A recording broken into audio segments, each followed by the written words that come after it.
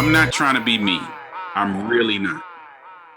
But I'm trying to jolt you, right? I'm trying to jolt you into understanding that if you want your relationship to survive, you're going to have to do some things you have never done before. And you got to decide if you're willing to do that. You got to do something. I'm talking about both of you because you guys do a lot of finger pointing. I want you to stop finger pointing and start pointing at yourself. What am I willing to do that I have never done before in order for this relationship to survive? It's gotta be the case, guys, because we got to work on communication. We got to work on how we talk to each other. We got to work on conflict resolution. We got to work on how you view each other as partners and as teammates. Like, we have some work to do. So I'm talking about things that have to happen that have never happened before, right? And there's something on both sides. There's something on for both of you in that scenario with the birthday thing, right? It goes right back to conversation. The two of you can have a conversation without it always turning into a war. You being upset, that's perfectly okay. I feel like I probably would have been upset too. It's what you do afterward that determines what kind of man you are. So you can do one of two things. You can go to your woman and be like, listen, I know there's a piece of this that you didn't know, but I just need you to understand it made me feel some kind of way. And you can say that to her without attacking her, right? You can let her know how you feel without attacking her. And definitely, like, forget about all the stuff that happened after that. All of that is uncalled for.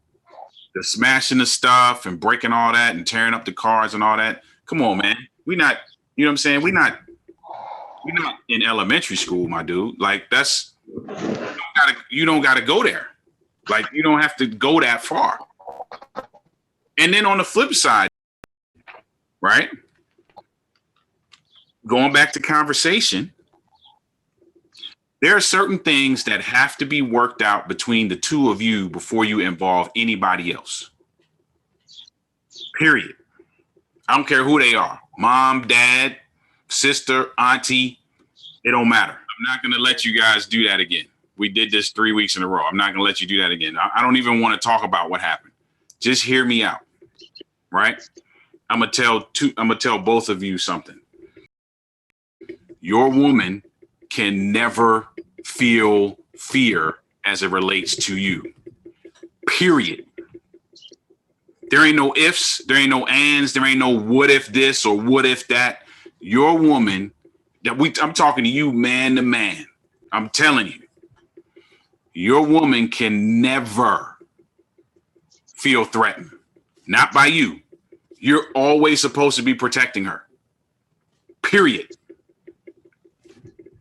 It goes back to what I'm saying. I'm going to talk to I got something for you too. Don't worry. I got something for me and you. Man to man. She can never feel fear. If your woman uses the word fear in reference to you, that's a problem. It don't, listen, you making excuses, my dude. It don't matter what the reason is. That's what I'm telling you.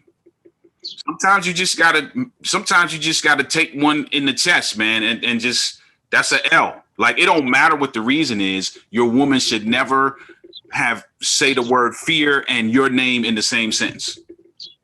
Unless she's saying, man, I'm afraid of something and handled it for me. Then that's cool. But fear and your name in the same sentence, that's a no-no, man. Like, that can't happen. That can't happen, my dude. It cannot happen. She has to, if she doesn't feel safe nowhere else in the entire world, she should feel safe when she's around you. So there's some things that you got to stop doing.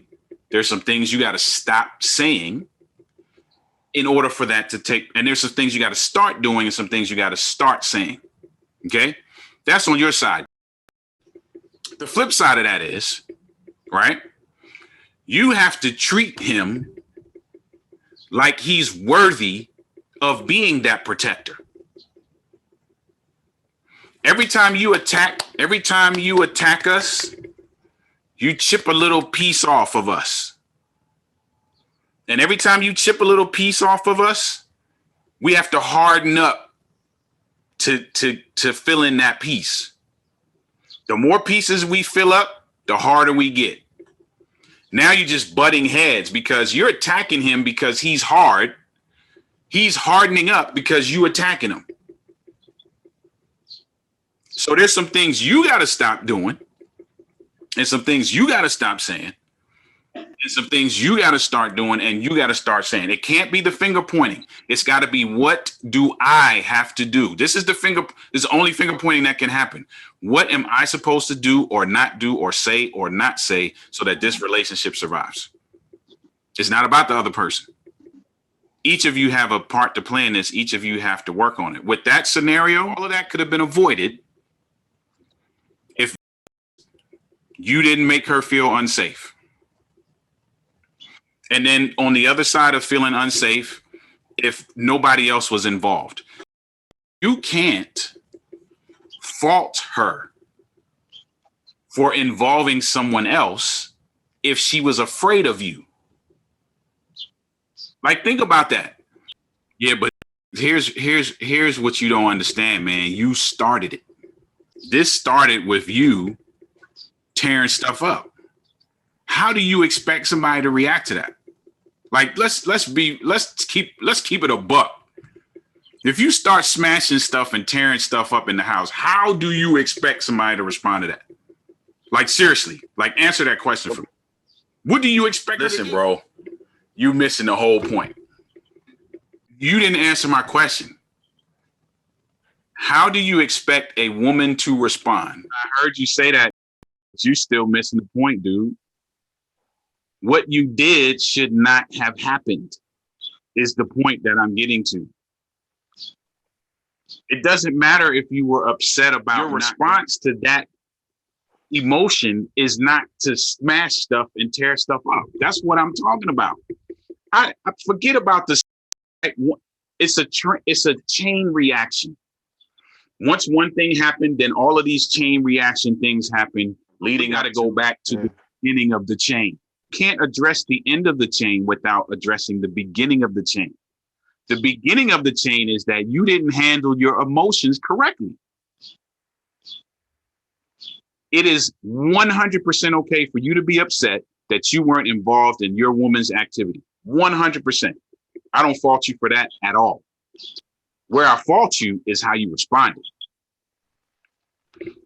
You have everybody, and this is for you as well.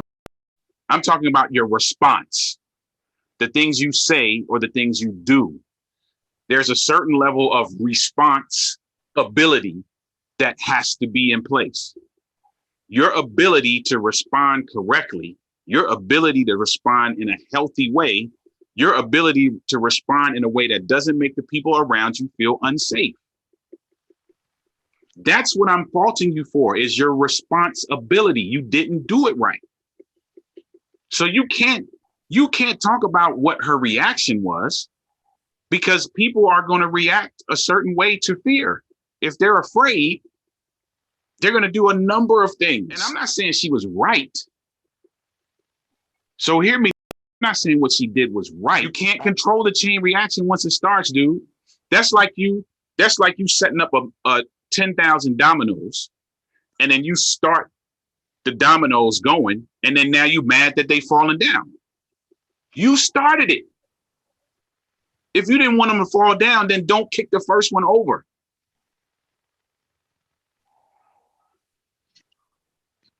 Please tell me this is making sense to you, my dude. You can't get mad about the end of the chain if you started it. This thing would have went way, I don't even know how it would have turned out, but I know that it would have been way different if you wasn't in the house smashing stuff up. It would have went different, man. I'm telling you. You got to learn how to express your emotions without making your woman feel fearful.